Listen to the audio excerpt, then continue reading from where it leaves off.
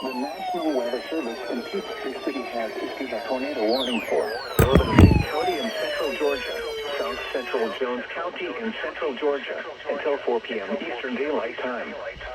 At 3:23 p.m. Eastern Daylight Time, a severe thunderstorm capable of producing a tornado was located over Bazella, Oregon, 10 miles northeast of Roberta, moving northeast at 50 miles per hour. Hazard, tornado. Source, radar indicated rotation. Impact, flying debris will be dangerous to those caught without shelter. Mobile homes will be damaged or destroyed. Damage to roofs, windows, and vehicles will occur. Tree damage is likely. Locations impacted include Macon, Payne City, Cross Keys, Wesleyan, Austell, Lizella, Lake Tobzowski, and Arkwright. Take cover now.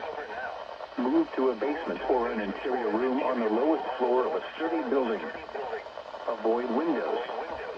If you are outdoors, in a mobile home, or in a vehicle, move to the closest substantial shelter and protect yourself from flying debris.